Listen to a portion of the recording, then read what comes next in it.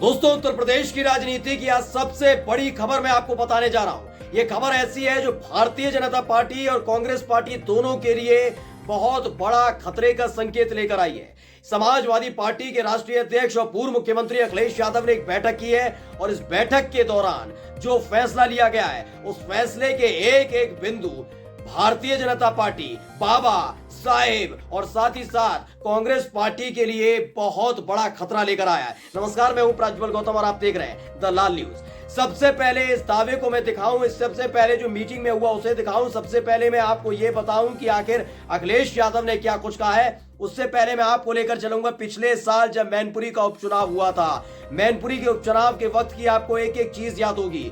आपको याद होगा कि मैनपुरी में डिंपल यादव के सामने जो खड़े हुए थे वो खुद शिवपाल सिंह यादव के चेले थे। उसके बावजूद बाबा की ये तिगड़म काम नहीं आई और जब वोटिंग हुई, नतीजा आया और उसके बाद विश्लेषण किया गया तो पता लगा कि बुआ यानी मायावती जी की पार्टी के सबसे कोर वोटर यानी दलित वोटर्स ने भी समाजवादी पार्टी या डिंपल यादव को वोट दे दिया है। यानी जो दलित वोटर्स हैं, एससी वोटर्स हैं, उसमें भी सेंधमारी कर ली थी अखिलेश यादव ने।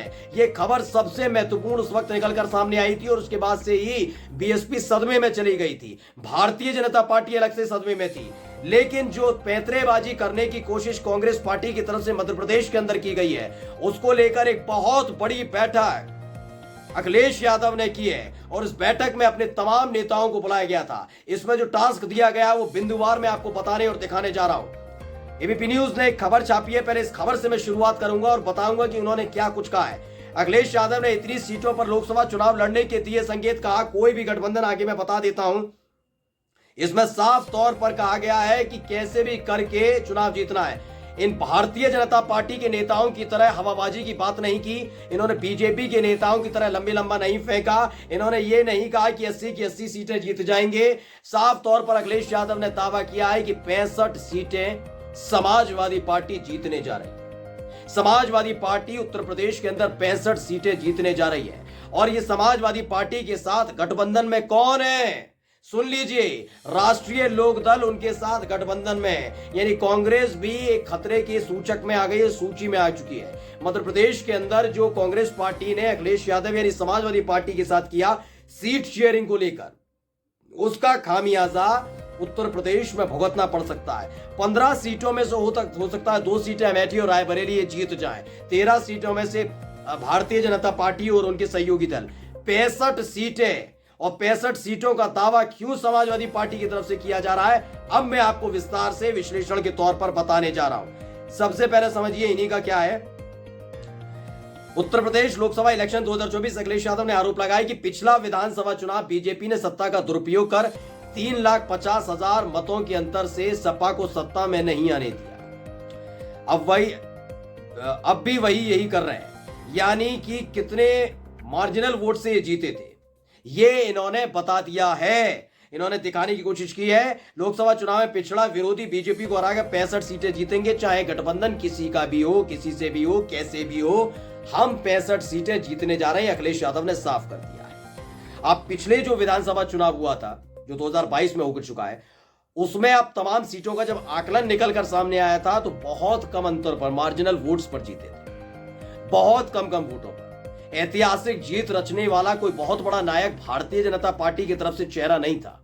ये सोचिए, छोटी छोटी जीत की थी और ये छोटी जीतें होती कैसे हैं ये समझाने की जरूरत नहीं है। अगर आप सत्ता में बैठे हैं तो इस जीत को कैसे आसान बना सकते हैं, उसी का जिक्र अखिलेश यादव ने किया है। लेकिन ये जिक्र अब आप ये समझ लीजिए भारतीय जनता पार्टी के लिए नहीं है, सिर्फ ये कांग्रेस पार्टी के लिए भी है। 65 सीटें जिसमें आरएलडी उनके साथ पहले से गठबंधन में है।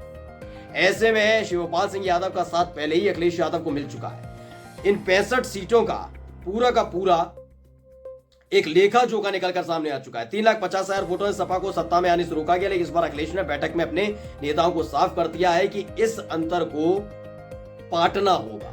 कैसे पाटा जाएगा अब उसे समझिए। दरअसल लगातार आप देख रहे होंगे कि अलग अलग मुद्दों को लेकर यह माहौल बनाने की कोशिश भारतीय जनता पार्टी की तरफ से की गई। देवरिया कांड आपको याद होगा, मैं इसलिए इस कांड का जिक्र कर रहा हूं क्योंकि यही वो कांड है जिसके माध्यम से लगातार ये दिखाने और बताने की कोशिश की जा रही थी कि कैसे भी करके ब्राह्मणों को तो अपने पाले में लाया ही जाए, उन वोटर्स को तो अपने पाले में लाया ही जाए, साथ ही जितने पिछड़े वोटर्स हैं उनको भी अपने साथ लाया जाए और यादवों को खलनायक के तौर पर सामने रख दिया जाए। ये पूरी कोशिश की जा रही थी, ये पूरी कोशिश की गई थी, लेकिन इस पूरी कोशिश में क्या हुआ, देवरिया कांड में उल्टा पड़ गया पासा। इस पूरे कांड में इसलिए उल्टा पासा पड़ गया कि ब्राह्मणों ने कोई खोलकर बाबा की तारीफ नहीं की, भारतीय जनता पार्टी के पाले में खड़ी नहीं रहे। जिस मुद्दे पर सिर्फ शर्म से झुक जाना चाहिए था उस पर उछल उछल कर बयान दे रहे थे, कभी डिप्टी सीएम को भेज देते थे, कभी अपने विधायक को भेज देते थे। लेकिन अखिलेश यादव ने नजीर पेश कर दी थी कि वो जाति देखकर नहीं जाते, वो सबसे पहले गए ही वहां थे, यानी दुबे जी के घर पर गए थे, सत्यप्रकाश दुबे के घर पर गए थे। वो बात अलग है, उनके बेटे ने मुलाकात नहीं की, फिर वो गए थे यादव परिवार के यानी प्रेमचंद्र यादव के यहाँ, यानी दोनों ही जातियों को कितना सम्मान देते हैं और इसका एक बड़ा और स्पष्ट संकेत गया था। लेकिन अपनी बैठक में उन्होंने साफ तौर पर क्या कहा है, उनका कहना है कि यादव ही नहीं, फोकस हमें पूरी पिछड़ी जाति पर करना होगा। जितने पिछड़े वोटर्स हैं अलग अलग जातियों के, सबको एकजुट करना होगा। अगर हम ये कर ले जाते हैं तो बहुत बड़ी उपलब्धि हमारे नाम होगी। और कैसे होगी, देखिए पश्चिमी उत्तर प्रदेश के अंदर आप जाते हैं तो राष्ट्रीय लोकदल के साथ इनका गठबंधन है, जो एक कारगर कहीं ना कहीं सिद्ध होता हुआ नजर आता है। रामपुर की अगर सीट छोड़ दी जाए उपचुनाव में तो खतौली सीट राष्ट्रीय लोकदल के प्रत्याशी संयुक्त प्रत्याशी था, उसने जीत दर्ज की थी। वहीं से आने वाले भीम आर्मी के चीफ वो लगातार चंद्रशेखर अखिलेश यादव के साथ संपर्क में है। और इस दौर में जब बीएसपी या फिर उनकी नेता मायावती सड़क पर उतरकर कोई विरोध प्रदर्शन नहीं कर पाती, अपने ही सांसदों की होती हुई फजीयत पर कुछ बोल नहीं पाती, ये तमाम चीज नहीं हो पाती, ऐसे में आप यकीन मानकर चलिए भीम आर्मी चीफ चंद्रशेखर ने एक जगह दलित वोटर्स के मन में बना ली। कम से कम युवा, जो दलित युवा है वो उनके साथ खड़ा हुआ नजर आ रहा है। ये पूरा का पूरा सिनेरियो बनता नजर आ रहा है। ये चुनाव से पहले दोस्तों, ये सबसे बड़ा मुद्दा है दोस्तों आज इस वक्त का, यानी दलित साथ में खड़े होते हुए नजर आ रहे हैं, कम से कम पश्चिमी उत्तर प्रदेश से लेकर अवध तक के। वहीं पश्चिम में जाटों का भी वोट मिलता हुआ नजर आया। अब अखिलेश यादव के ऊपर पूरी जिम्मेदारी है जो नेताओं को दी गई है कि 65 सीटें जीतनी है तो यादव नहीं, फोकस तमाम पिछड़ी जाति के नेताओं पर भी करना होगा। और अगर ऐसा हो गया तो यकीन मानकर चलिए उत्तर प्रदेश का इतिहास एक नए सिरे से रचने जा रहा है। यानी जो सपना नेताजी ने देखा था उस सपने को अखिलेश यादव बहुत आराम से पार करने जा रहे हैं और ये होता हुआ भी नजर आ रहा है। चुनाव दर चुनाव अगर आप देखेंगे तो तमाम ऐसी चीजें निकलकर सामने आती हुई नजर आएंगी जिसमें अखिलेश यादव अव्वल नजर आ रहे हैं।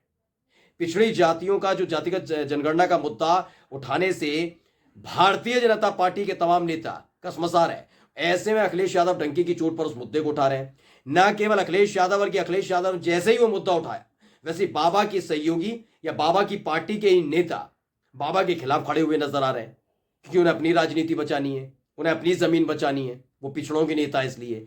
अब यही चल रहा है और अखिलेश यादव इस बात को भांप चुके हैं, जान चुके हैं कि अगर इनको जवाब देना है, इन्हें हराना है तो इन्हीं के स्टाइल में देना होगा और अखिलेश यादव ने उसका तोड़ निकाल लिया है। नमस्कार।